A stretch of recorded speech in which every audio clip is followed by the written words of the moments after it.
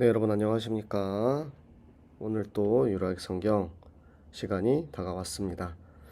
네, 여러분들이 아마 이 영상을 보시는 거는 제가 이제 현장에 가서 좀 실시간 라이브를 하기가 어려운 상황에 미리 녹화된 영상을 여러분들에게 틀어드리는 것이고, 만약에 제가 이제 그 시간에 실시간 라이브가 가능하면은 현지에서도 실시간 라이브를 하려고 준비를 하고 있기 때문에 이 영상을 안 보실 수도 있겠다라는 생각이 드는데요. 네, 지금 시각은 8시 50분. 네, 제가 이제 9시에 출발을 할 거기 때문에 네, 약 10분간 이제 우리 스가랴서 마지막 장을 녹화를 하고 이제 저는 출발을 하도록 하겠습니다. 네, 여러분들, 네, 제가 어디에 있든 항상 매일 같은 날, 같은 시간 성경을 읽는 것을 그치지 않을 수 있도록 우리 모든 우리 유라액 식구들 함께 인도받아 주시면 감사하겠습니다. 자, 우리 9월 19일 화요일 유라익 성경 스가랴서 14장입니다. 스가랴서 14장은 스가랴서의 마지막 장으로 예수 그리스도께서 이 땅에 오시는 그날, 마지막 날 어떠한 일들이 일어나는 것에 대한 그런 이제 예언의 말씀이 담겨져 있습니다. 네, 우리 함께 스가랴서를 읽으면서 함께 인도받도록 하겠습니다. 여호와의 날이 이르리라. 그날에 내 재물이 약탈되어 내 가운데에서 나누리이다. 내가 이방 나라들을 모아 예루살렘과 싸우게 하리니 성읍이 함락되며 가옥이 약탈되며 부녀가 욕을 당하며 성읍 백성이 절반이나 사로잡혀 가려니와 남은 백성은 성읍에서 끊어지지 아니하리라. 그때 여호와께서 나가사 그 이방 나라들을 치시되 이왕의 전쟁 날에 싸운 것 같이 하시니라. 그날에 그의 발이 예루살렘 앞 곧 동쪽 감람산에 서실 것이요 감람산은 그 한 가운데가 동서로 갈라져 매우 큰 골짜기가 되어서 산 절반은 북으로 절반은 남으로 옮기고 그 산 골짜기는 아셀까지 이를지라. 너희가 그 산 골짜기로 도망하되 유다 왕 우시야 때에 지진을 피하여 도망갔던 것 같이 하리라. 나의 하나님 여호와께서 임하실 것이요 모든 거룩한 자들이 주와 함께 하리라. 그 날에는 빛이 없겠고 광명한 것들이 떠날 것이라. 여호와께서 아시는 한 날이 있으리니 낮도 아니요 밤도 아니라 어두워갈 때에 빛이 있으리로다. 그날에 생수가 예루살렘에서 솟아나서 절반은 동해로 절반은 서해로 흐를 것이라. 여름에도 겨울에도 그러하리라. 여호와께서 천하의 왕이 되시리니 그날에는 여호와께서 홀로 한 분이실 것이요 그의 이름이 홀로 하나이실 것이라. 온 땅이 아라바같이 되되 게바에서 예루살렘 남쪽 림몬까지 이를 것이며 예루살렘이 높이 들려 그 본처에 있으리니 베냐민 문에서부터 첫 문자리와 성 모퉁이 문까지 또 하나넬 망대에서부터 왕의 포도주 짜는 곳까지라. 사람이 그 가운데에 살며 다시는 저주가 있지 아니하리니 예루살렘이 평안히 서리로다. 예루살렘을 친 모든 백성에게 여호와께서 내릴 재앙은 이러하리니 곧 섰을 때에 그들의 살이 썩으며 그들의 눈동자가 눈구멍 속에서 썩으며 그들의 혀가 입 속에서 썩을 것이요 그날에 여호와께서 그들을 크게 요란하게 하시리니 피차 손으로 붙잡으며 피차 손을 들어 칠 것이며 유다도 예루살렘에서 싸우리니 이때에 사방에 있는 이방 나라들의 보아 곧 금, 은과 의복이 심히 많이 모여질 것이요 또 말과 노새와 낙타와 나귀와 그 진에 있는 모든 가축에게 미칠 재앙도 그 재앙과 같으리라.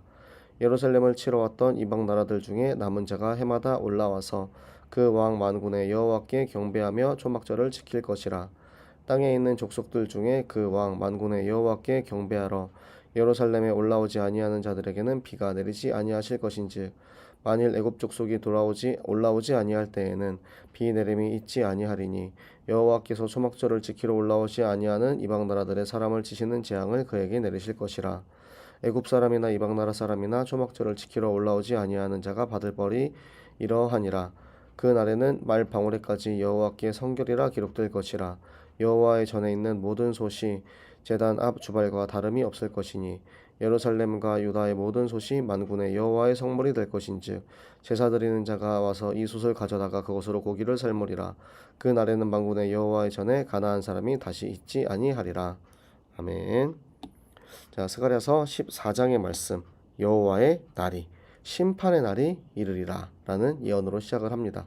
그때 이방인들에게 재물이 약탈되어서 나누어지게 된대요. 그런데 그 이방 나라들을 하나님께서 모아서 싸우게 했다. 그들을 모은 이유가 무엇이겠습니까? 우리 전에 나왔죠. 앞장에 나왔던 것처럼 하나님께서는 이스라엘을 연단하기를 원하십니다. 이스라엘을 연단하기 위한 도구로 이방 나라들을 모아서 예루살렘과 싸우게 하고 그곳에 이제 성읍이 함락되고 가옥이 약탈되는 이런 이제 지금 문제 가운데 처하게 되는 거예요. 그런데 그 속에서도 끝까지 믿음을 지킨 남은 자들, 그들은 하나님께서 지켜 보호하여 주시는 것입니다. 그리고 나서 그 이제 여기서 갈리는 거죠. 끝까지 믿음을 지킨 자들과 믿음을 지키지 못한 자들을 갈리고 난 그 이후에 여호와께서 그 이방 나라들을 쳐서 이제는 내쫓으시는 거예요. 결국에는 전쟁은 하나님의 손에 있습니다. 전쟁은 하나님의 절대 계획 안에 있는 것입니다. 그래서 우리가 하나님을 믿고 그 하나님이 나를 인도하실 것이라는 것을 믿으면 지금 내가 겪고 있는 전쟁, 겪고 있는 핍박과 아픔과 문제와 어려움이 사실은 나를 연단하기 위한 하나님의 사랑임을 깨닫고 그리고 지금 있는 이 문제가 결국은 하나님의 손에 의해 다 해결될 것이라는 믿음을 가지고 갈 수 있는 것입니다. 그때 하나님께서 그 발로 감람산을 쪼개시는 거예요. 그런데 그 쪼개시는 이유가 뭐냐면 백성들이 피난 갈 수 있도록 하나님의 그 크신 역사가 그 놀라우신 힘이 그 골짜기를 쪼개는 거예요. 그래서 백성들이 무사히 피난할 수 있도록 도망칠 수 있도록 하나님께서 그 길까지 다 열어주시고 함께하고 지키신 하나님께서 주와 함께 누구와 거룩한 자들과 구별된 자들 하나님과 함께하는 자들은 주와 함께하는 그런 축복을 누리는 거고요. 그때는 이제 어둠이 빛이 없어요. 이것은 하나님의 그 놀라우신 빛이 비치기 전에 나타나는 칠흑 같은 어둠을 뜻합니다. 그리고 여호와께서 그 어두워 갈 때의 생명의 빛으로 다시 비춰오는 거예요. 그날의 생명의 강물, 생수가 동해로 서해로 그리고 여름에도 겨울에도 그것은 언제나 어디에나 이 생명의 강물이 흘러내려올 것이다 라는 그런 이제 중의적인 표현이죠. 그 여호와께서 유일하신 천하의 왕 홀로 한 분이요 홀로 하나이신 유일신 예수 그리스도 여호와 하나님 그 하나님께서 그날에 홀로 왕으로 영광 받으실 것이다. 그리고 그때에는 온 땅이 아라바 같이 된대요. 그게 뭐냐면 사막지대처럼 바싹 마르는 거예요. 그때 이제 예루살렘이 높이 들리는데요. 이 예루살렘은 지금 이스라엘 땅에 있는 수도 예루살렘이 아니고 마지막 때 하나님께서 우리를 보내시고 우리를 지키실 함께 하실 그 새 예루살렘을 이야기합니다. 그래서 예루살렘이 높이 들리고 모든 땅은 다 사막지대처럼 이렇게 낮아지고 결국 꺼지게 된다는 거죠. 그 가운데 우리는 새 예루살렘에서 함께 있기 때문에 저주가 없고 영원한 평안이 우리 안에 거하게 되는 거죠. 그 예루살렘을 친 모든 이방인들에게 하나님께서 재앙을 내리시는데요. 그들이 다 썩어버리는 거예요. 당신의 백성을 핍박한 자에게 결국에는 혹독한 재앙을 그 저주와 대가를 치르게 하시는 것입니다. 그날의 여호와께서 그들을 이제 요란하게 혼란에 빠져서 피차 손을 들어 칠 것이며 서로를 공격하는 그런 이제 우리가 계속해서 사무엘상이나 이런 전쟁을 보아도 하나님께서 그 대적들을 공격할 때는 그들이 서로를 공격하도록 그렇게 이제 만드시는데 지금 그런 일들이 벌어지는 거죠. 이때 사방에 있는 이방 나라들 그러니까 그곳에 있는 우리 예루살렘 하나님 자녀의 뺏어간 보화 은과 금, 그 모든 것들이 다시 이제 뺏긴 것들도 다시 다 돌아오게 된다는 것입니다.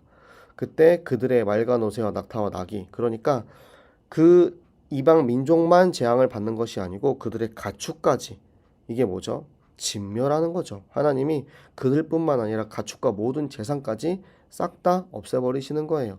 그래서 예루살렘을 치러 왔던 이방 나라들이 근데 그 중에서도 남은 자가 있어요. 그러니까 하나님께서는 예루살렘만 하나님 믿는 자들만 구원하시는 게 아니고 그 불신자까지도 그들을 사랑하시고 그들을 구원하시기 위해서 노력하셔서 그 안에도 하나님의 말씀을 듣고 변화되는 남은 자들, 그 생명을 붙잡고 돌아오는 남은 자들이 있기 때문에 그들이 다시 돌아와서 여호와께 경배하며 예배를 하나님 앞에 드리는 거죠. 그 땅에 있는 족속들 중에서 하나님께 다시 올라오고 하나님께 경배하러 오지 않는 이들은 비가 내리지 않는데요. 비는 뭐죠? 그 당시에 물, 비 이것은 생명과 연관됩니다. 생명이 끊겨져 버리는 거예요. 이 애굽 족속 이방 나라가 올라오지 않는 그러면 그들도 비 내림이 생명이 없게 되는 거고요. 이방 나라들 그러니까 예루살렘을 공격하는 자들과 그리고 돌아오지 않는 자는 전부 다 똑같은 취급을 받는 것입니다. 그래서 그들은 그 벌을 받게 되어서 결국에는 재앙 가운데 썩어져 가는 생명이 없는 그 속에 이제 거하게 되는 것이고요. 하나님께서 말 방울에까지 그러니까 모든 말에 이제 방울을 달아서 썼는데 가장 흔한 물건 그런 것까지 모두에게도 성결이라 기록될 것이다. 그리고 하나님 여호와의 전에 있는 솥은 따로 이제 구별된 솥이에요, 사실. 여호와께 제사를 드리는 고기를 거기에 삶아야 하는 것이기 때문에 굉장히 이제 구별을 되고 거룩한 것인데 이제는 그것이 특별한 그냥 제단 앞에 있는 아무렇게나 널려져 있는 그런 것과 다를 게 없다라는 것은 무엇이냐면 모든 솥이 하나님의 성물이 될 것이기 때문에 모든 만물이 여호와의 것이기 때문에 특별히 제단 안에 있는 것 그것만이 특별한 게 아니고 이제는 온 세상의 모든 것이 다 하나님의 것임을 우리에게 보여주고 계십니다. 그래서 여호와의 전에는 이제는 이방인도 불신자도 그곳에 있지 아니하고 다 돌아와서 하나님 자녀가 된다라는 이야기입니다. 네, 하나님께서 저 마지막 때의 모습을 우리에게 보여주셨어요. 예수 그리스도의 생명이 우리에게 임하면 저 저주와 재앙은 다 물러져 갑니다. 그리고 우리를 영원한 평안, 영원한 하나님의 나라에 임하게 하시는 거죠. 우리는 그 복음을 받은 자로서 그 복음을 누리는 자로서 내가 먼저 증인되고 내가 먼저 제자 되어서 내가 받을 것을 이제 저 수많은 죽어가는 이들에게 전달할 의무가 있습니다. 왜냐하면 그들 중에서도 남은 자가 있기 때문에 그들 중에서도 돌아올 자가 있기 때문에 여러분들 항상 여러분 주변을 잘 돌아보시기 바랍니다. 혹시라도 내 주변에 정말 이 복음을 듣고 돌아올 수 있는 자가 있다면 내가 말씀에 순종해서 그들에게 이 복음을 전하는 일에 쓰임 받는 그런 우리 모든 라이기를 되시기를 예수 그리스도 이름으로 축복합니다. 네, 기도하도록 하겠습니다. 살아계신 하나님 감사합니다. 하나님 오늘도 우리가 하나님의 말씀을 함께 읽고 하나님 말씀을 통하여서 정말 마지막 때에 우리를 어떻게 지키시며 사랑하시고 우리를 어떻게 축복하시며 정말 저 불신자들에게 임하는 재앙이 어떤 것인지 하나님 우리에게 알게 하심을 감사합니다. 하나님 우리가 구원받은 하나님의 자녀로 백성으로 정말 이 복음 가진 증인으로서 하나님 써서 지금 이 시간에도 죽어가고 있는 저 불쌍한 이들에게 이 복음을 전달하게 하시고 정말 그들 중에 남은 자 그들 중에 돌아올 자를 하나님께 돌아오게 하는 그 일로 하나님 우리를 사용하여 주시옵소서. 하나님께서 반드시 우리에게 주신 말씀대로 성취되고 사용하실 줄 믿고 감사드리며 살아계시는 주 예수 그리스도 이름으로 기도드렸습니다. 아멘. 네, 저는 이제 출발하도록 하겠습니다. 여러분 그러면은 네, 유라익으로 생방송으로 다시 만나게 될 시간을 기다리며 저는 가보도록 하겠습니다. 여러분 안녕.